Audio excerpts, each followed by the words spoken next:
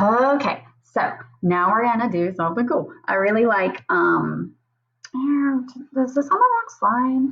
OMG, it is. Hold on, might be. Wait for it. Here it is. Okay, sterile technique. So why does it keep doing that? I really enjoy sterile technique. It's something that takes some getting used to. It's one of those things that you're like, oh yeah, okay, of course, you just keep it clean. But there are so many rules for having sterile technique be maintained. Let's get into it. So first of all, principles of sterile technique. So these are the things we're going to go through: surgical asepsis, sterile field, what's considered contaminated versus sterile still. And then these are the 3 ways that you can add something onto a sterile field. So we'll end there, starting with surgical asepsis. So obviously, anyone ever seen a picture like this before? You see that little blue thing? It's always blue. That's like a surgical drape, or it's a sterile drape. So that means that everything on that is supposed to be sterile. And there's another divider to help keep even the patient's breath from contaminating the sterile field. So sterile means it's free from all living organisms. Remember, not just dangerous, scary, pathogenic ones, but all organisms. It means that it's sterile.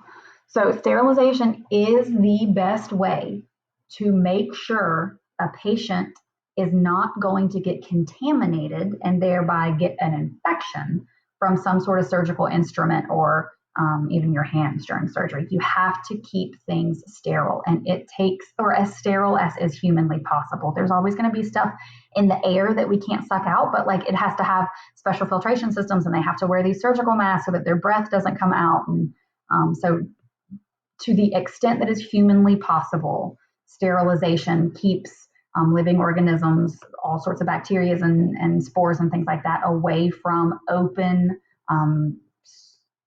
wounds so that the patient isn't contaminated and gets some sort of infection. So sterile field is the area that is, again, sterile, so free from all microorganisms. There is a 2-inch border on the outside that is considered contaminated. And let me try to see if I can show you why.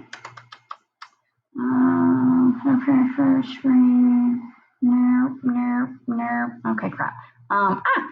So if this screen was a sheet of paper and I wanted to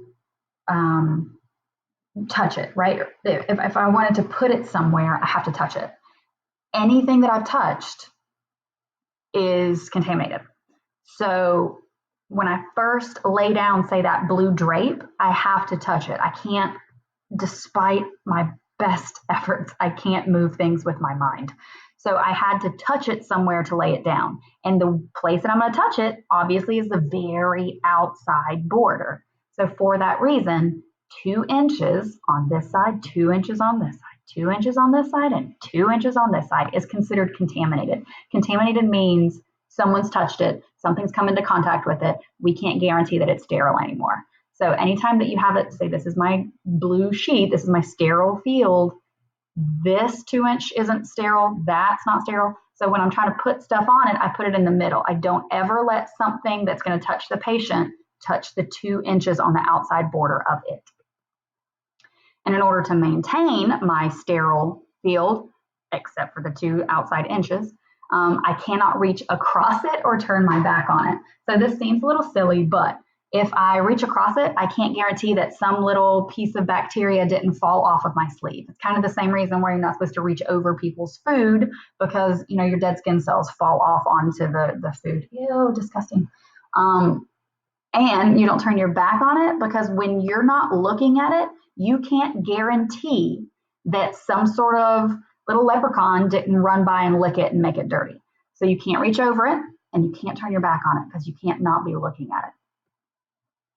And it has to stay dry.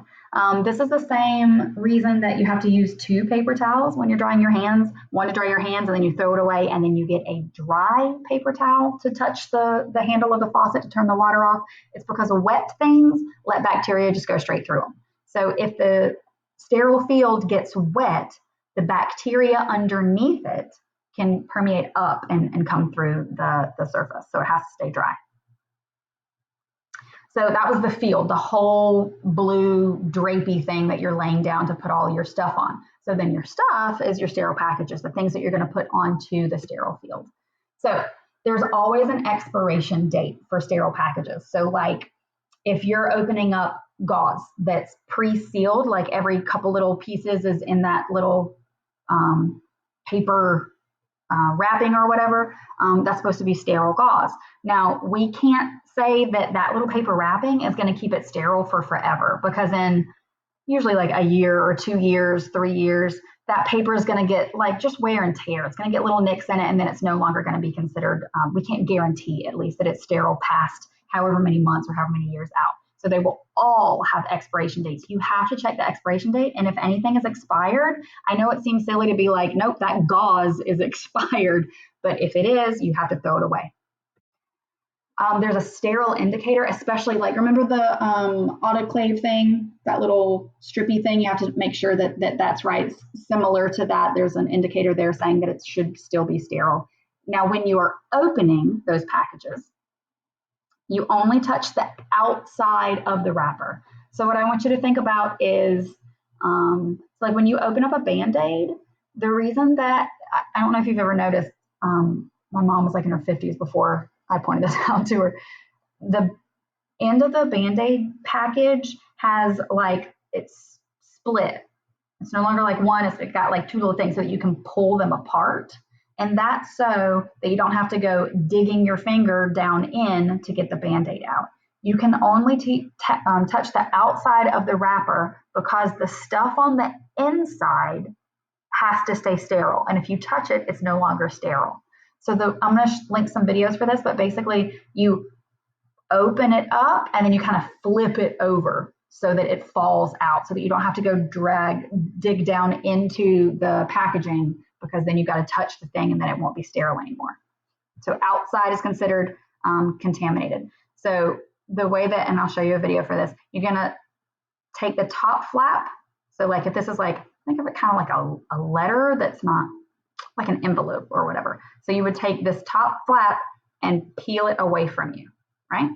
And then you're going to take this flap, peel it to this side, this flap, peel it to that side, and then the bottom one, you're going to peel to you. You do it this way, you go away from you, side, and to you, because if you flipped this around and you open it up to you first, then you would go side. Notice that you would have to, if the last one was this one, when you would peel it up, you would have to reach over it to do it, if that makes any sense. But again, I'm going to link a video for that. Again, contaminated means not sterile. It doesn't actually have to have anything wrong with it, but if you can't guarantee that it is sterile anymore, we call it contaminated. So we assume that organisms are present, that it's got bacteria and virus all over it, and we can no longer put it inside of a patient. Again, if you reached across or if you turned your back on it, it's contaminated. That 2-inch border on the outside, that's contaminated. If you are in doubt, throw it away. I still call my mom at least once a month and say, hey mom, I made this chicken 3 days ago, blah, blah, blah. Do you think it's still good? And she always tells me, Tyler, if you're having to call me to ask if it's good or not, just throw it away.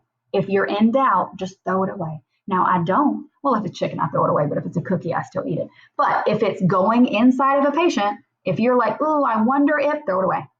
Throw it away, it's contaminated. These are the 3 ways to add stuff. I'm going to say drop, that's only one of them. To add forceps and gauze and bowls and things like that onto your sterile tray, your sterile field, that big blue sheet. These are the ways that you put things on it, because remember, you can't touch it or it won't be sterile anymore. So the first way is drop technique.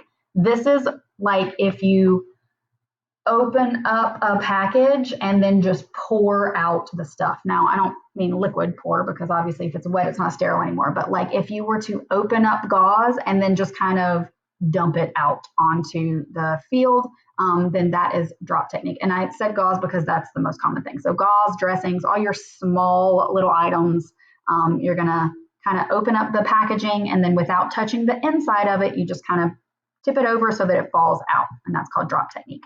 Mitten technique is basically where you take a sterile piece of paper or sterile cloth, something that's sterile, and you make a quote unquote mitten out of it so that your skin never touches the thing that you want to pick up. You're picking it up with a sterile piece of paper or something like that so that the sterile is the only thing that touches the sterile. So we use these a lot of time for big, like bulky, oddly shaped things like bowls or drapes or bigger stuff that we can't just, like if I tried to drop technique a bowl, it's just going to like clatter across the field and fall off. So I would take a sterile mitten or a sterile cloth and use that to pick up the bowl and place it onto the sterile tray. Last one is transfer forceps. So forceps, I mean, this is like the salad tongs. Let's see if I put a picture of it. Yeah, here. So you touch this end. This end is contaminated because you're holding it. This end stays sterile. And so you kind of like salad tong style, use these little forceps to pick up whatever is sterile and then put it onto the sterile field. Last thing is sterile gloves. Sterile gloves are super cool to put on, but they're really fancy and you have to do it in a very specific way. Even opening up the package, much less putting it on, is very specific. So I'm just going to show you these videos. I'm going to let you look at these videos. So make sure that you look at all the videos that I post for all of these types of things because it's hard to explain them with just words. And I wish I was there to do them and show you and explain it to you, but YouTube is going to have to be me. Sorry, guys. All right. I love y'all. I miss y'all. Let me know if you need anything.